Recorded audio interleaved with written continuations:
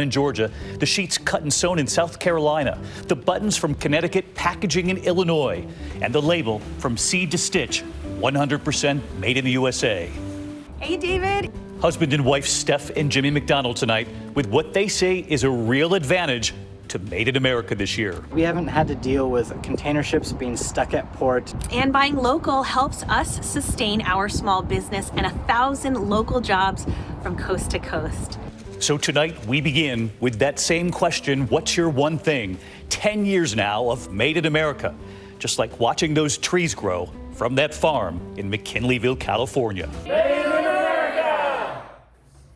We love it. Let us know your ideas on our World News Tonight Facebook page, on my Instagram. I read them all. Let's celebrate American workers together, especially in these times. Good night.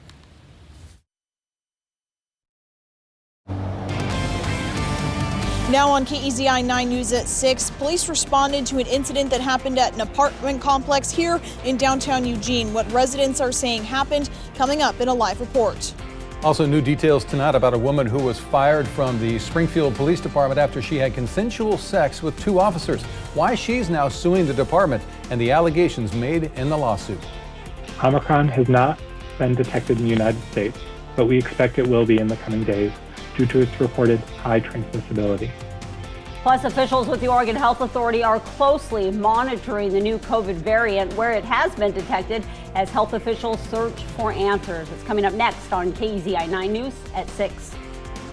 Live, local, late breaking. This is KEZI 9 News at 6. A scary start to the morning for residents in a downtown Eugene apartment complex. They say either pepper spray or bear mace was sprayed into a unit through a broken window. Thank you for joining us tonight. I'm Matt Templeman. And I'm Renee McCullough. Police responded to that complex at about 7:15 this morning. And KEZI 9 News reporter Ariel Yacobazi joins us live tonight to tell us what neighbors have to say. Ariel?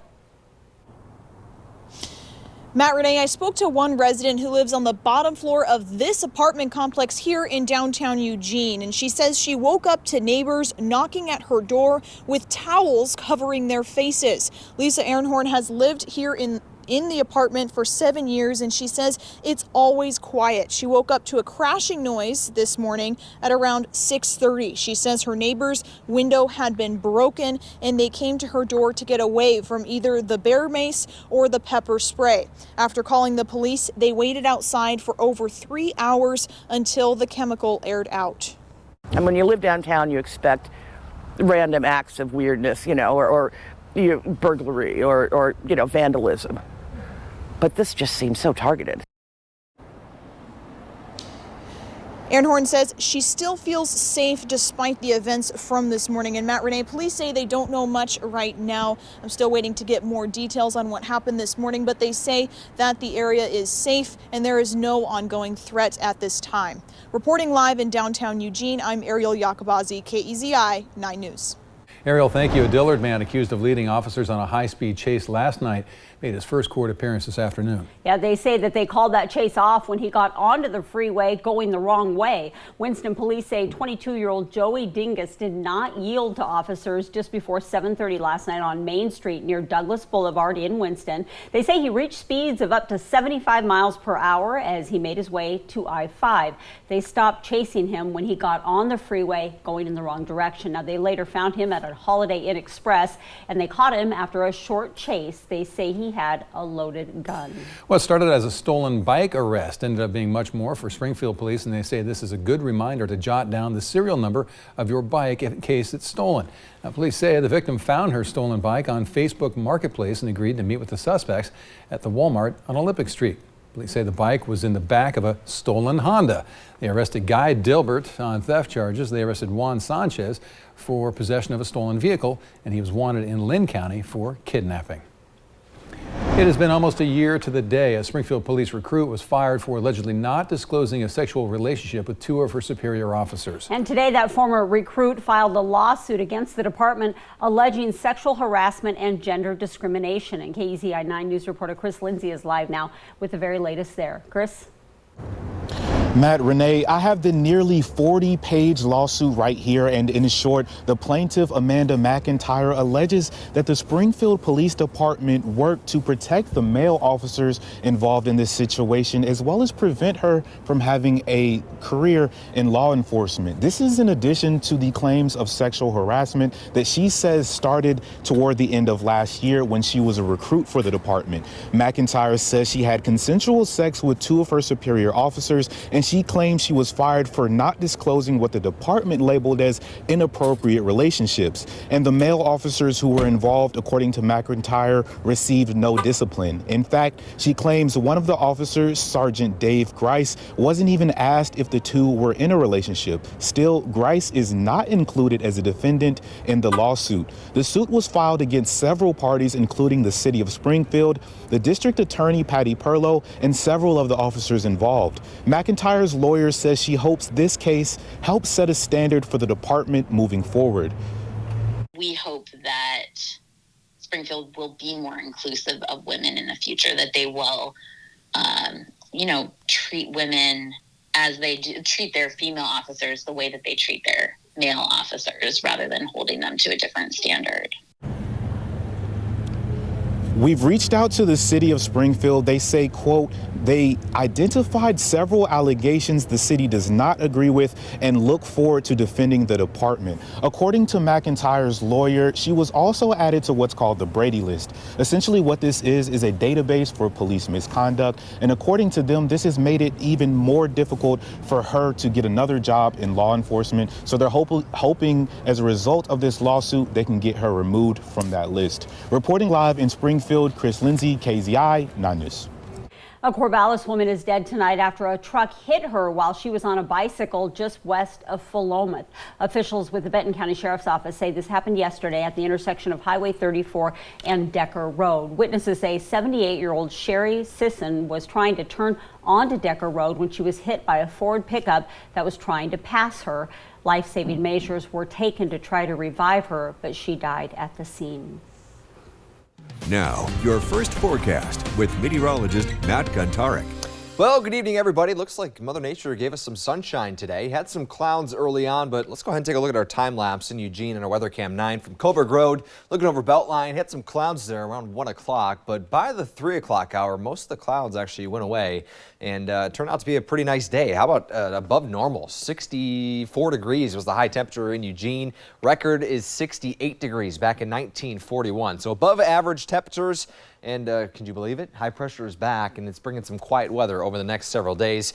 Not only is it going to be quiet, but it's going to bring some fog. You get some clear skies, some light winds, and again, that's the formula you need to really get some fog developing across the valleys. But visibilities right now are not impacted just along the coast, down to below a mile in Newport, about 4 miles in Florence, just the earlier hour, down to about a half mile. So we're going to be in and out of this, look at that, half mile in North Bend, out in and out of the fog over the next few hours, especially into this evening. So there we go, quiet weather for the next few days. Dense fog likely going to form tonight into Tuesday morning.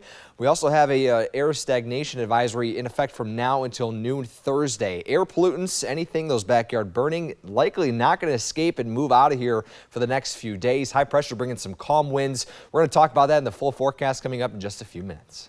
Matt, thank you very much. Now to the developing news regarding the coronavirus. Officials with the Oregon Health Authority say they are concerned about the new Omicron variant. President Biden addressed the nation about mounting concerns with that new variant. His speech comes as new travel restrictions take effect. They apply to most non-U.S. citizens coming from South Africa and 7 other African nations.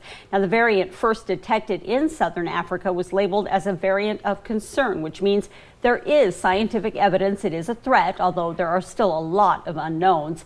Still, the president says this is not a cause for panic, but a call to get vaccinated. We have more tools today to fight the variant than we've ever had before, from vaccines to boosters to vaccines for children. The Oregon Health Authority, officials with the Oregon Health Authority say they are closely monitoring the variant. They expect it to pop up in the U.S. in the coming days due to its reported high transmissibility.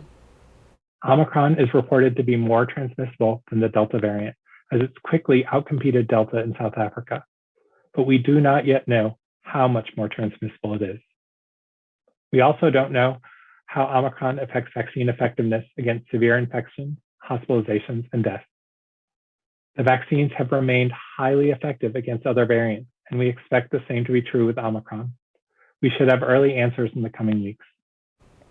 Today, Pfizer announced it is working to create vaccines specifically for the variant if it becomes necessary, and it would be ready in 100 days, subject to regulatory approval. Moderna and Johnson & Johnson also say that they will evaluate their vaccines. Right now, the variant has been detected in 16 countries, but not including the United States. And here's a list of the countries with the most cases as of today. South Africa has found 77 cases, the most of any country. Up north, Canada has detected 3 cases of the variant. Other countries include Germany, Hong Kong, and Australia. Well, President Biden met with CEOs of a number of companies today to talk about the ongoing supply chain issues. During this roundtable event, Biden says he believes that Americans are a little more optimistic this holiday shopping season compared to just a year ago, and consumer spending is recovering. The roundtable included officials from Best Buy, Walmart, Samsung, and CVS Health, among others. They talked about working together so supply can keep up with demand. Now, before the talk, the White House press secretary told reporters that throughout the holidays, products will be on shelves and consumers will be able to purchase what they want and what they need. Officials at the Port of Long Beach, which is one of the nation's largest ports, say that things are already improving. Well, aluminum cans are in high demand right now, and that is causing an uptick in prices. KEZI 9 News reporter Grace Smith spoke with the CEO of a local brewery to find out why this product is of such high interest right now. People are excited about drinking beer, especially craft beer, either from an aluminum can or purchasing it and then pouring it into a glass. Jeff Althouse is the CEO of Oakshire Brewing in Eugene, who tells me because of the high demand for aluminum cans right now, starting January 1st, some of their prices will go up 10%. We got news that our 12-ounce supply, which was our primary package, was going to be essentially discontinued. He tells me right now this size is especially in high demand. He says more people are switching over to aluminum cans because they pack well and people enjoy drinking out of them. And I'm told another reason why aluminum cans are in such high demand right now is because they're finding consumers are increasingly shifting to environmental friendly options. Officials with Ball Corporation, one of the world's largest suppliers of aluminum cans, tells me people are choosing these cans because of its sustainability benefits. 75% of aluminum ever produced is still in use today. Althouse says things are about to get more competitive, but they feel prepared and confident that they'll be able to fully supply their customers. We have a really close relationship with the supplier that we work with, and we're working on contracting, and we have contracting for 2022 and beyond, and we're currently keeping about 9 months worth of inventory on hand. Reporting in Eugene, Grace Smith, KEZI 9 News.